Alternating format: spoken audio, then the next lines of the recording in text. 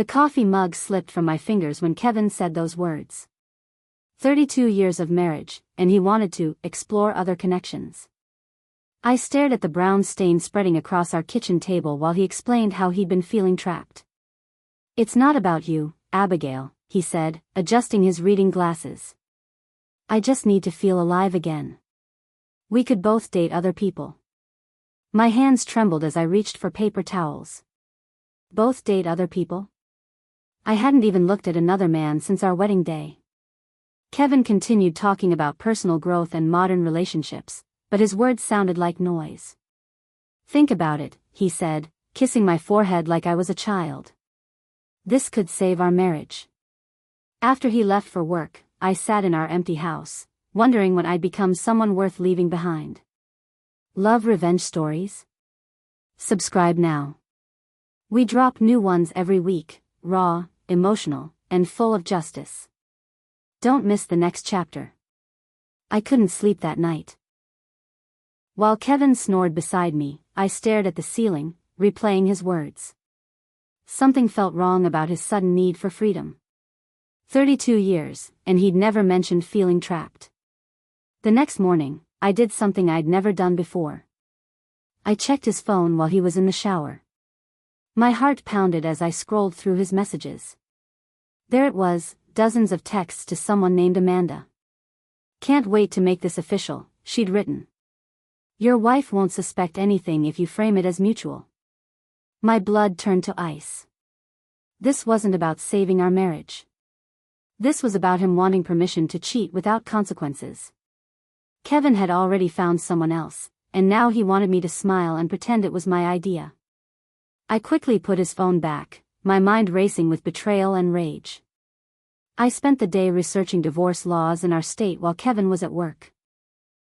32 years of marriage meant everything would be split 50-50, including his pension and our house. But I needed proof of his affair first. That evening, I smiled sweetly at dinner. I've been thinking about your suggestion, I said. Maybe you're right about exploring new connections. Kevin's face lit up. Really? I knew you'd understand eventually. But we should set some ground rules, I continued. Complete honesty about everything. No secrets between us. He nodded eagerly, probably thinking about Amanda.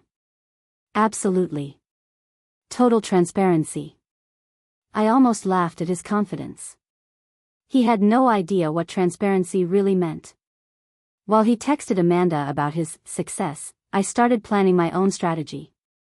Kevin wanted an open marriage? Fine. I'd give him exactly what he deserved. The game had officially begun. Love revenge stories? Subscribe now. We drop new ones every week, raw, emotional, and full of justice. Don't miss the next chapter. The next few weeks, I became a detective in my own home. Kevin grew sloppy, thinking I'd given him permission to cheat. He started working late, taking mysterious phone calls, and buying new clothes. I installed a hidden camera app on our shared computer and set up email forwarding from his account to mine. Every flirty message with Amanda, every plan they made, every lie he told me, I documented everything. I'm meeting some guys from work for drinks, he'd say, then drive straight to Amanda's apartment. Conference call with the Seattle office, he'd claim, while actually having dinner at expensive restaurants with his mistress. I printed every piece of evidence and stored copies in a safety deposit box Kevin didn't know about. My sister Claire helped me open a separate bank account and transfer my teaching salary there. Are you sure about this? Claire asked. He made his choice, I replied. Now I'm making mine. I chose Patricia Williams, the toughest divorce attorney in town. She reviewed my evidence with growing amazement. 32 years of marriage, and he's asking for an open relationship while already having an affair? Patricia shook her head. This is textbook manipulation. What are my options? I asked. With this evidence? Everything. The house, his pension, alimony. He committed adultery, then tried to trick you into approving it. She leaned forward. But I have to ask, do you want to try counseling first? No, I said firmly. He chose Amanda over our marriage. He just wanted me to make it easy for him. Patricia smiled. Then let's make this interesting. I have a plan that will ensure he gets exactly what he deserves. As I left her office, I felt something I hadn't experienced in months: hope. Kevin thought he was so clever, but he had no idea what was coming. I became an actress in my own home. Every morning, I kissed Kevin goodbye like a loving wife. Every evening, I asked about his day, knowing he'd lie. He thought I was clueless, but I was building my case. Any luck meeting new people? He'd ask with fake concern. Not yet, I'd reply sweetly. I'm taking my time. This is all so new to me. Meanwhile, I was anything but taking my time. Patricia and I worked on divorce papers while Kevin spent his evenings with Amanda. I transferred more money to my secret account and started apartment hunting. Kevin grew bolder. He bought Amanda jewelry with our joint credit card. He took her to our favorite restaurant. He even brought her flowers, the same type he used to bring me. Each betrayal strengthened my resolve. He wanted to have his cake and eat it too. Soon, he discovered that some cakes come with a very bitter aftertaste. Love revenge stories? Subscribe now. We drop new ones every week, raw, emotional, and full of justice. Don't miss the next chapter. I think I'm ready to try dating, I announced over breakfast, watching Kevin's face carefully. His eyes lit up with relief. That's wonderful, Abigail. I'm so proud of you for being open to this. Actually, I continued, I've already met someone. His name is James, and he's a wonderful man. We've been talking for weeks. Kevin's smile faltered slightly. In his fantasy, I was supposed to sit home while he played with Amanda. The thought of me with another man clearly hadn't occurred to him. That's great, he said, forcing enthusiasm. Tell me about him. He's a divorce attorney, actually. Very successful. We have so much in common. I watched Kevin's face pale.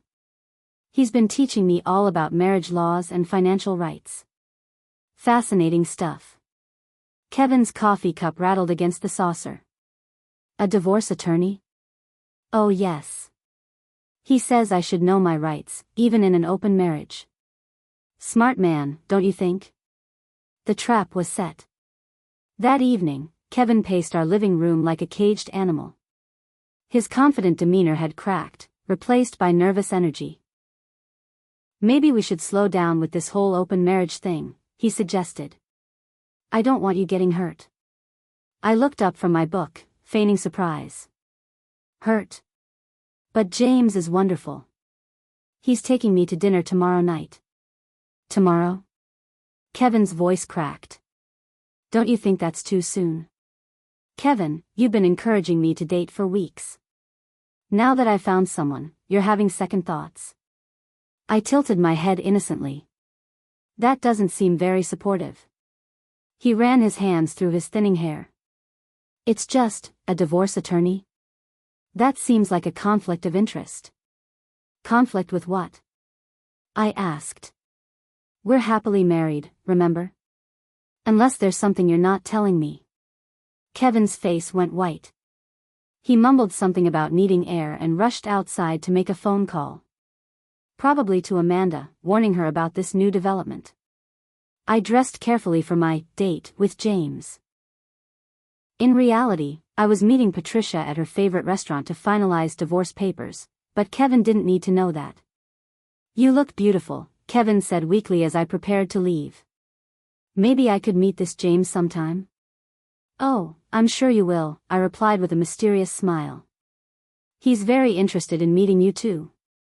He has so many questions about our marriage. Kevin's face went gray. Questions? Legal curiosity, I suppose. He finds our arrangement fascinating from a professional standpoint. I kissed Kevin's cheek. Don't wait up. James and I have a lot to discuss. As I drove away, I saw Kevin in my rearview mirror, frantically dialing his phone. Let him panic. After 32 years of being the perfect wife, I was finally having fun. At the restaurant, Patricia handed me the final papers. "Everything's ready," she said. "When do you want to serve him?" "Soon," I replied. "Very soon." Kevin hired a private investigator to follow me. I discovered this when I found business cards in his jacket pocket. Instead of being angry, I was delighted. Kevin was so paranoid about my fictional relationship with James that he was spending money to spy on me. The investigator, a scruffy man named Paulson, wasn't very good at his job. I spotted him following me to the grocery store, the library, and my sister's house. Sometimes I'd wave at him, just to watch him duck behind his newspaper. One afternoon, I led him on a wild chase around town, ending at Patricia's law office. I made sure he got a clear photo of me entering the building marked Williams Family Law. That evening, Kevin was a wreck. "So, how are things going with James?" he asked nervously. "Wonderful," I said. "He's helping me understand so many things about marriage and legal rights. Did you know that adultery can affect property division in divorce cases?" Kevin choked on his dinner. "Adultery? Oh yes. James says it's quite serious." Kevin's affair with Amanda was getting complicated. I knew this because I'd been reading their text messages for weeks. Amanda was getting impatient with Kevin's secrecy and demanding more commitment. "When are you telling your wife about us?" she texted. "I'm tired of hiding." Kevin's responses grew more desperate. "Soon, baby. She's seeing someone too now. It's complicated." Amanda wasn't satisfied. "You promised we'd be together by Christmas. That's next month." I almost felt sorry for Kevin. He'd created this mess by wanting an open marriage, but now both women in his life were making demands he couldn't meet. Amanda wanted him to leave me, while I was supposedly dating a divorce attorney who made him nervous. The pressure was building, and Kevin was cracking. His hair was falling out from stress, and he'd started drinking heavily after work. Sometimes I found him staring at me with suspicious, fearful eyes. The anticipation was killing him. Good. He deserved every sleepless night. "I know about James," Kevin announced one morning, his eyes red from lack of sleep. I looked up from my morning coffee. "What about James? He's not real, is he?" Kevin's voice shook with desperation and relief. "You made him up to get back at me." I tilted my head, studying my husband of 32 years. "Why would you think James isn't real?" "The investigator I hired couldn't find any trace of him." "You're not really dating anyone." Kevin slumped in his chair. "You were just trying to make me jealous." "You hired someone to spy on me?" I asked, my voice dangerously quiet. Kevin realized his mistake too late. I was worried about you." "Worried? Or worried that your plan wasn't working the way you wanted?" I stood slowly. "Tell me, Kevin, how long have you been seeing Amanda?" The color drained from his face. "Amanda? I don't know any." "Amanda Morrison from your office. The one you've been texting for months." Kevin's mouth opened and closed like a fish. "How long have you known?" Kevin whispered, collapsing into his chair. "Since the beginning," I replied calmly. "Did you really think I was that stupid? 32 years of marriage, and you thought I wouldn't notice you cheating?" Kevin buried his face in his hands. "It just happened, Abigail. I never meant for it to go this far." "You never meant to get caught," I corrected. "You meant for me to give you permission to cheat openly while I sat home like a fool." "That's not. I thought we both could." "Could what?" "Pretend this was mutual." "Kevin, I've never looked at another man since our wedding day. You knew I'd never want an open marriage." I walked to the window, looking out at the garden we'd planted together. "You wanted your guilt-free affair, so you tried to manipulate me into agreeing." Kevin started crying. Actually crying. "I'm sorry. I'll end it with Amanda. We can work this out." I turned back to him. No, Kevin. We can't. You're right about James, I said, sitting across from my sobbing husband. He doesn't exist. But Patricia Williams does. Kevin looked up through his tears. Who? My divorce attorney. The one you thought was my boyfriend. I smiled at his confusion. I've been meeting with her for months, Kevin. While you were playing house with Amanda, I was building a case against you. The realization hit him like a physical blow. Divorce attorney? Oh yes. She's quite good. We have evidence of your affair, your financial infidelity, your emotional manipulation. I counted on my fingers. Text messages, credit card receipts, photos from your private investigator, recorded phone calls. Kevin's face went white. Recorded calls? I'd been recording our conversations for weeks. Including the one where you admitted to hiring someone to spy on me. I leaned forward. Did you know that adultery affects property division in our state? Patricia explained it beautifully. Kevin tried to speak but no words came out. His carefully planned manipulation had backfired spectacularly. I walked to our home office and returned with a thick manila envelope. Patricia sends her regards, I said, placing the papers in front of Kevin. His hands shook as he opened them. Divorce papers? Citing adultery, emotional abuse, and financial misconduct, I explained cheerfully. You wanted an open marriage, Kevin. Well, now you'll be completely free to date whoever you want. Kevin flipped through the pages, his face growing paler with each one. Half of everything? My pension? The house? Actually, it's more than half. Adultery changes things. I sat back down. Amanda gets you, though. Isn't that what you wanted? Abigail, please. We can work this out. I'll do anything. Anything? Where was this attitude when you were sneaking around with Amanda? I stood up. You made your choice, Kevin. Now live with the consequences. Kevin looked at the papers again.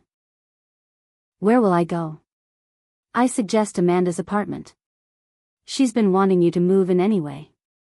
Over the next few days, Kevin transformed into a desperate man. He followed me around the house, begging for another chance. He promised to end things with Amanda, to go to counseling, to do whatever it took to save our marriage. I made a mistake, he pleaded. Don't throw away 32 years over one mistake. One mistake? I laughed bitterly. Kevin, you had an affair for 8 months. You lied to me every single day. You tried to manipulate me into accepting your betrayal. Those aren't mistakes, they're choices. He tried different approaches. Tears, anger, bargaining, more tears. He even threatened to contest the divorce, until I reminded him about the evidence Patricia had compiled. You recorded private conversations, he shouted during one of his tantrums. In my own home, I replied calmly. Perfectly legal. Patricia checked. Kevin called his brother, his friends, even our pastor, trying to find someone who would convince me to reconsider. Instead, people kept asking him why he'd thrown away such a good marriage for a younger woman. I learned about Amanda's reaction to Kevin's divorce through their text messages, which I continued monitoring. She wasn't taking the news well. You said your wife would be fine with this, she texted angrily. You said she wanted a divorce too. Kevin's response was pathetic. I thought she would be okay with it eventually. Eventually? Kevin, I've been your dirty secret for months. Now your wife is taking everything in the divorce, and you'll have nothing left. Amanda had apparently done some research of her own. She discovered that Kevin would lose most of his assets and have to pay alimony. The wealthy, stable man she thought she was stealing was about to become a financial burden. Maybe we should take a break, she texted the next day. This is all happening too fast. Kevin begged her not to leave him, but Amanda had already moved on. She blocked his number after one final message. Find someone else to clean up your mess. Kevin was losing everything, exactly as I'd planned. Patricia's process server arrived on a Tuesday morning while Kevin was eating breakfast. He signed for the papers with shaking hands, officially served with divorce proceedings. "You have 30 days to respond," I told him cheerfully. "And I'd like you out of the house by Friday." "Friday? That's only 3 days." Kevin protested. "Amanda's apartment is available," I reminded him. "Oh wait, she dumped you yesterday, didn't she?" Kevin's face crumpled. His affair partner had abandoned him the moment his divorce became expensive. He was discovering what it felt like to be discarded by someone he trusted. "Where am I supposed to go?" he asked weakly. "That's not my problem anymore." I handed him a box.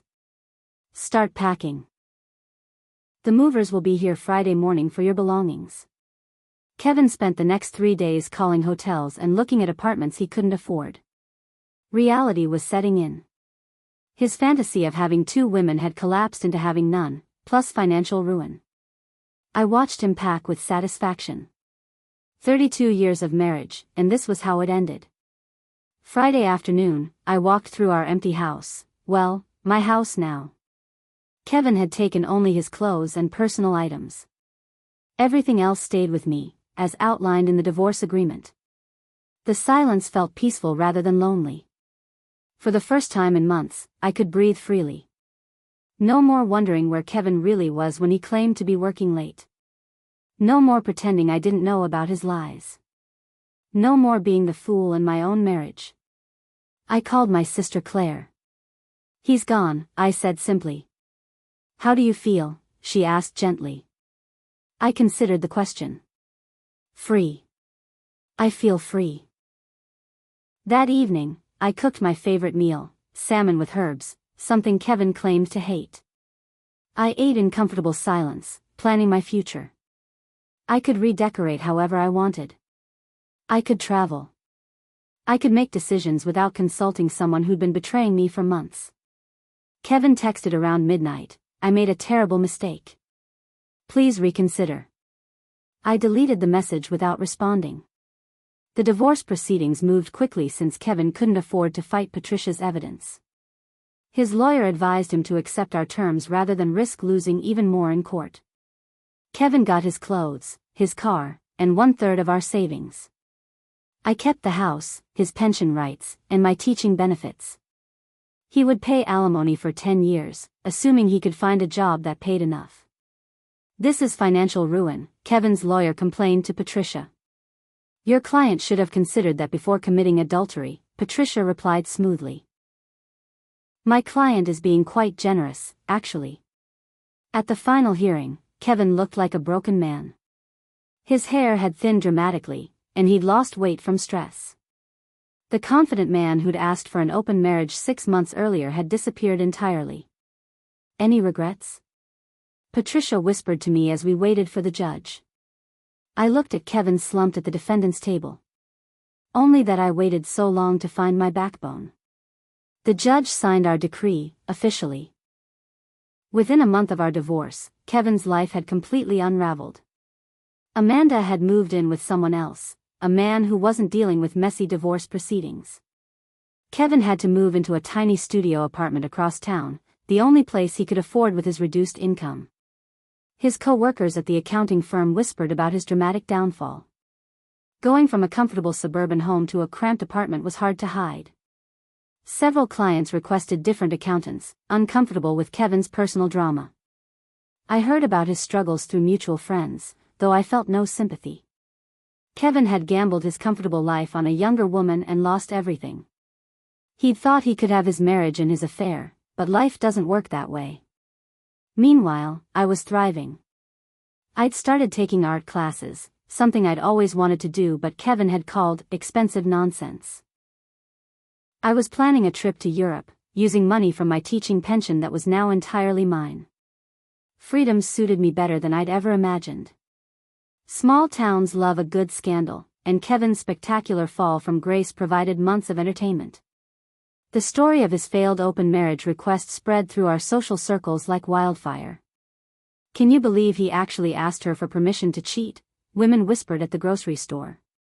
And then she outsmarted him completely, others added admiringly. I became something of a local hero among divorced women. They sought my advice about detecting cheating husbands and building secret divorce cases. I always referred them to Patricia, who was getting new clients weekly. Kevin, meanwhile, became a cautionary tale. Men who might have considered affairs suddenly thought twice about the potential consequences. Their wives made sure they heard every detail of Kevin's downfall. "Serves him right," was the common consensus. 32 years of marriage, and he threw it all away for some office girl. Kevin stopped coming to our usual restaurants and shops, too embarrassed to face the whispers and stares. A year after the divorce, I ran into Kevin at the bank. He looked terrible, older, thinner, wearing clothes that had seen better days.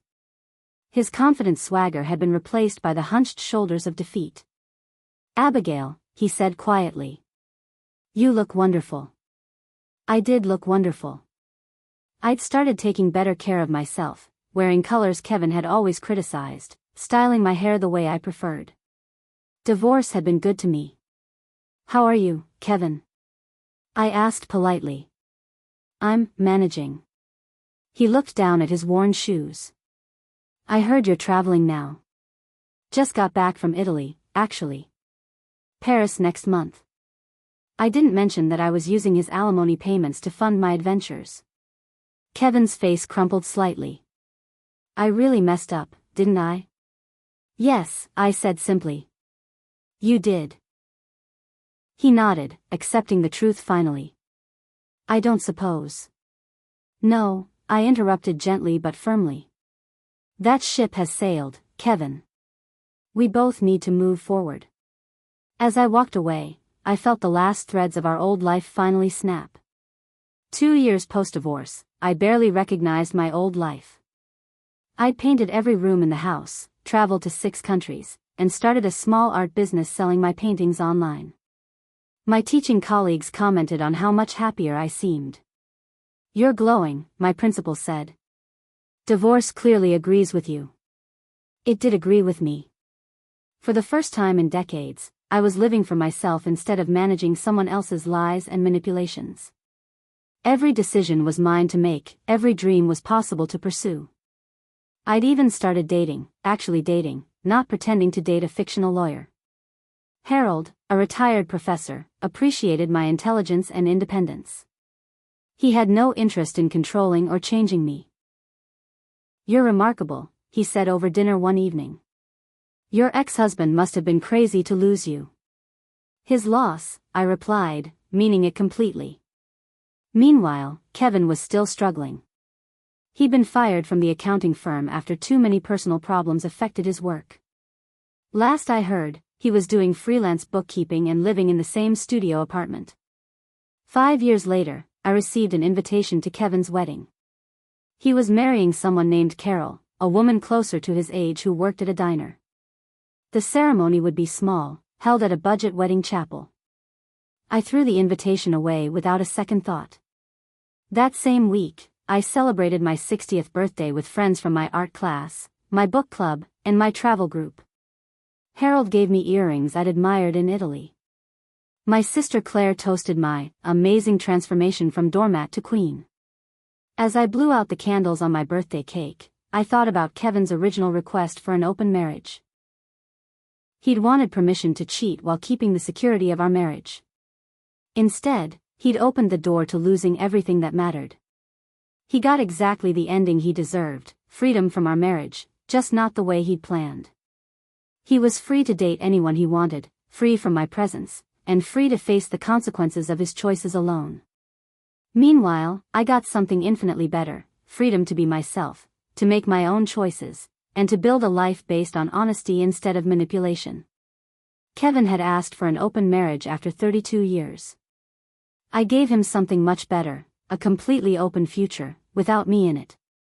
If this story moved you, don't forget to like the video, subscribe for more powerful narratives, and share your thoughts in the comments.